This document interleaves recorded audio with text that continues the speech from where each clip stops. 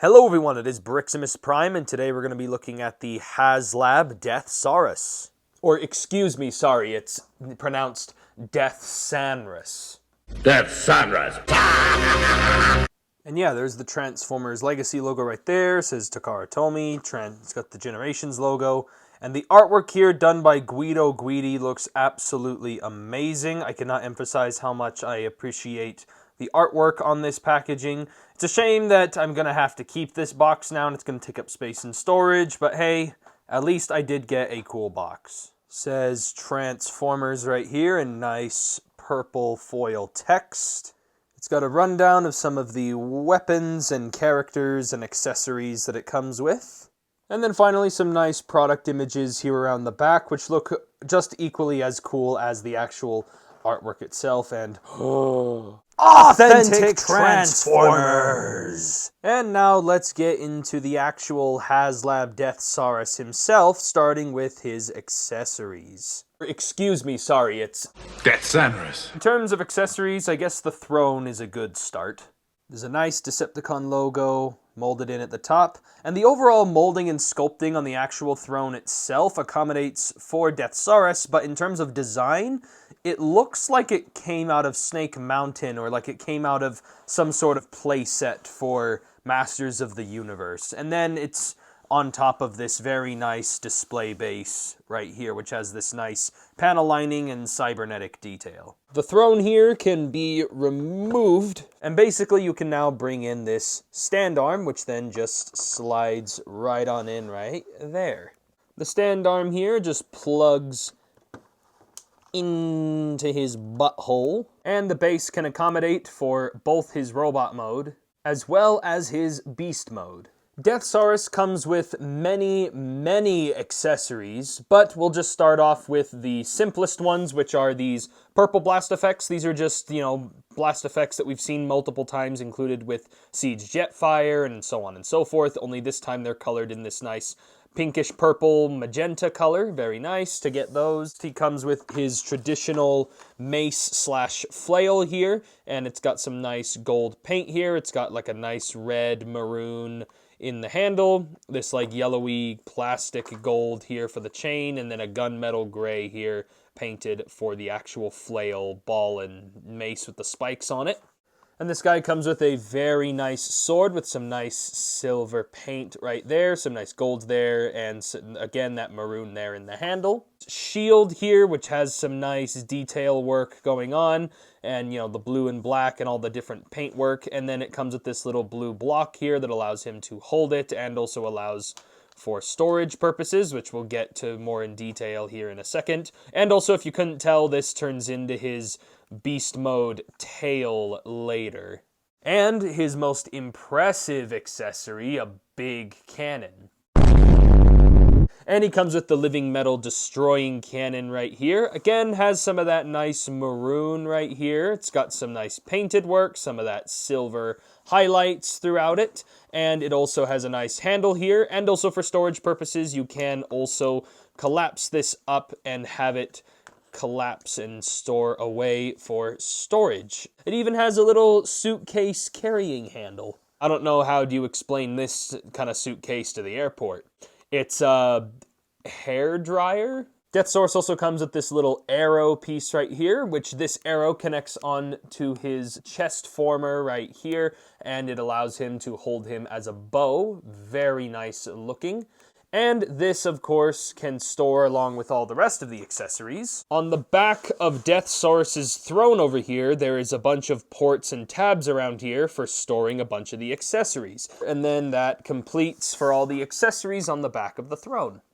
In terms of storage for the accessories on Deathsaurus himself, the mace and flail here can store here into the little head cavity. There's this little crown-shaped notch right here, which allows for the sword to be stored here on Deathsaurus's back.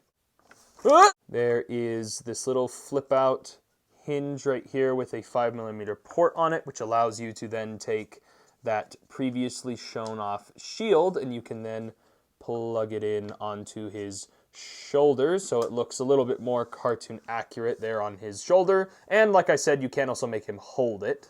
Another thing they included last minute in the Haslab Deathsaurus campaign was this little pair of Micromasters. You get the little Micromaster Boater and Peepo, I think was his name. His name kind of sounds like an insult. You half-witted peepo!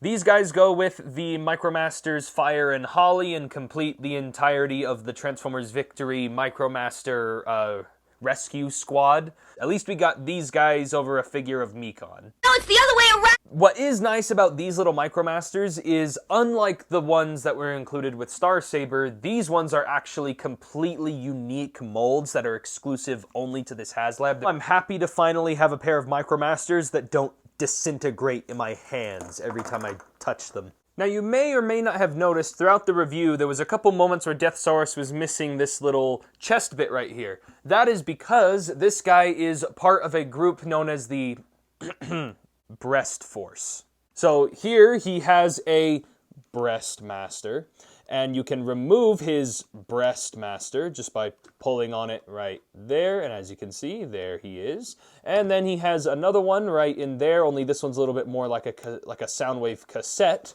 Basically, if you need to get him out of there, if you're having a hard time with it, just lift up the eagle head, and then there's a little hole back here, so you can easily just push them out with your finger.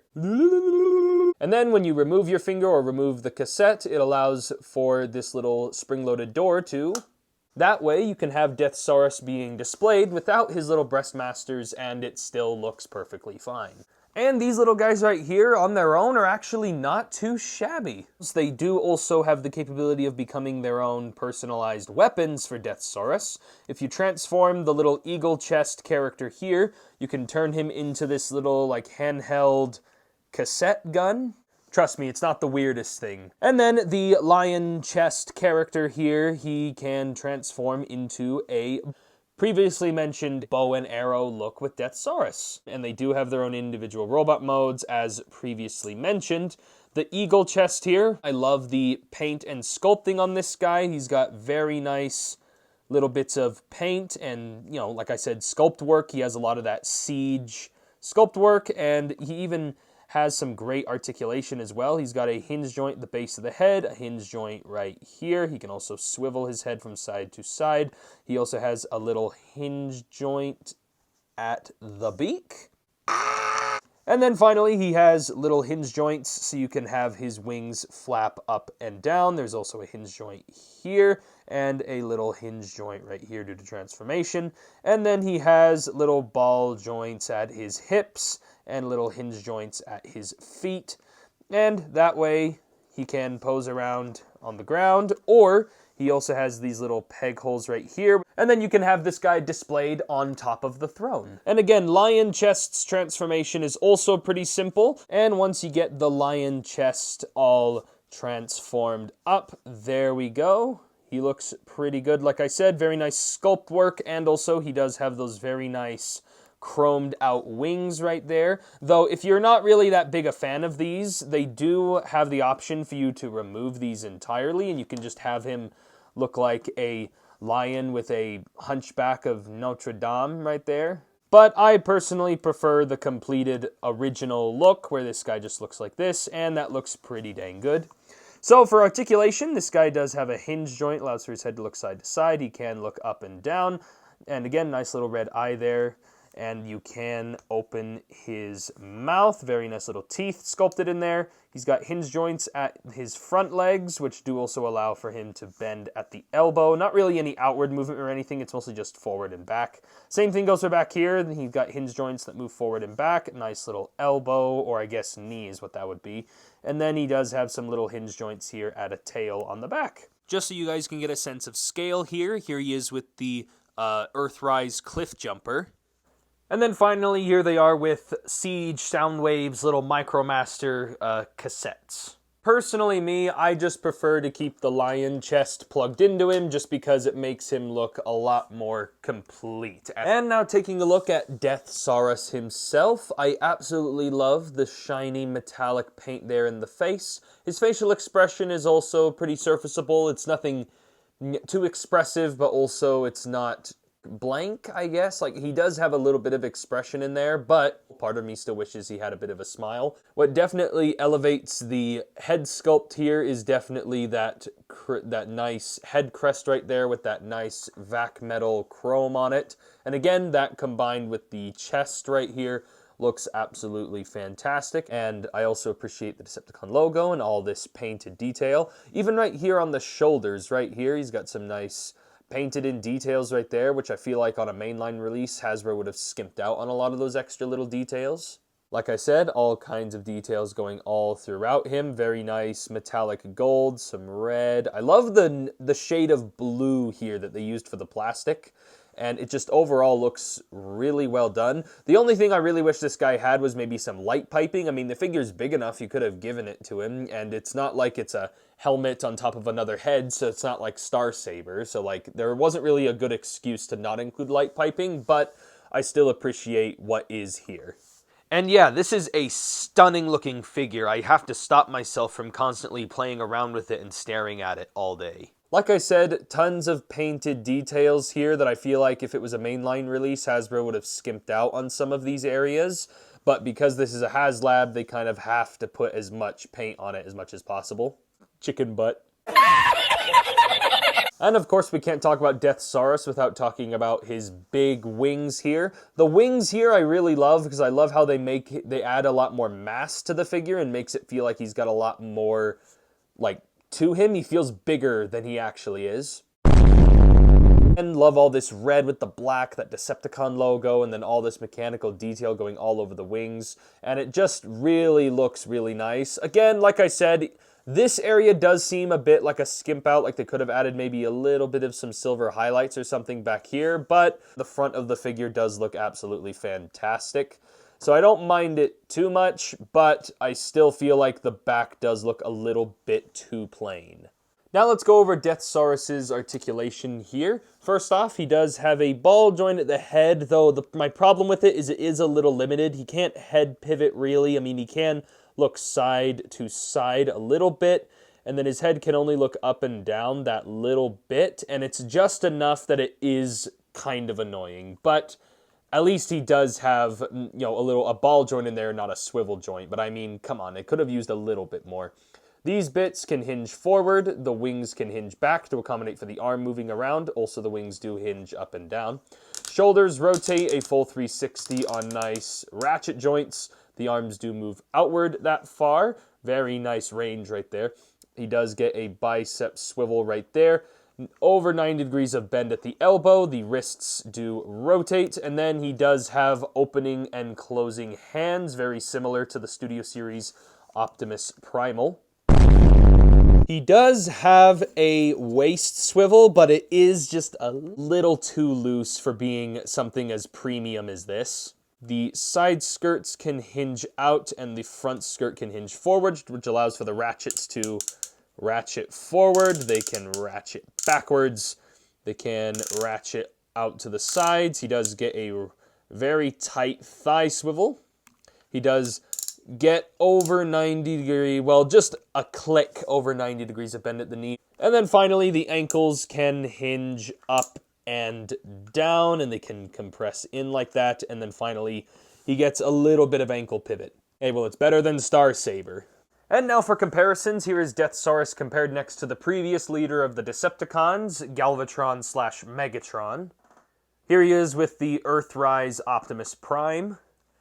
And then here he is next to the Haslab Star Saber. And yeah, I think this is a pretty good scale between the two. Deathsaurus was a little bit bigger in the anime, but... And then here he is with Victory Saber, you know, all combined up.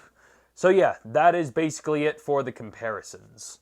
And yeah, the transformation instructions are done in the nice colored printing again, but just like Haslab Star Saber, they are also big enough that I could sleep with them.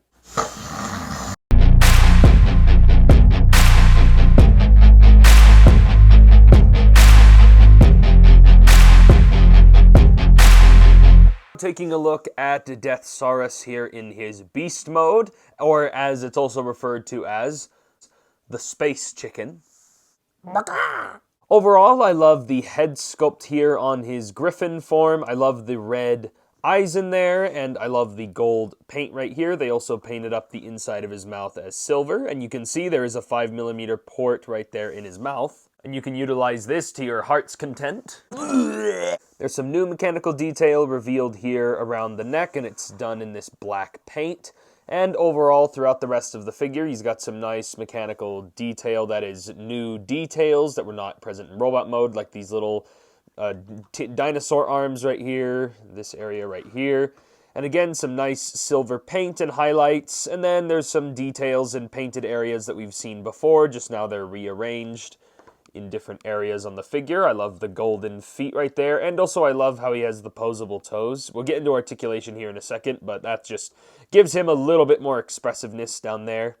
And overall, he looks pretty dang good, and the wings here also look really good as well, just like they did before. There is a little bit of robot mode kibble kind of poking out back here with the crotch right there, but honestly, it doesn't really bug me all that much. And you can, in fact, store the breast force into his back as well, and as you can see, that does also add to some of the detail on his back if you're not planning on using this guy as his little beast mode. And overall, again, love a lot of the detail here on the tail as well. I'm definitely getting the Haslab quality here, even though his transformation isn't that complicated. Going over the Death Bird's posability, first off, he has a hinge joint here at the back of his head, so it can accommodate for when he's moving his head in different positions. That's why that hinge joint is there. There's also a swivel at the head up there, the previously mentioned hinge joint at the jaw, and then he does also have the wings that can flap up and down and can hinge over and out.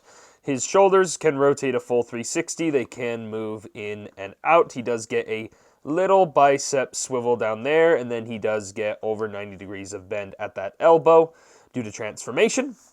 And then, basically, it's the arm articulation down here. You get the ratcheting shoulders right down here. You can have his legs move outward that far. He doesn't have the thigh swivel because the legs are locked in, just FYI.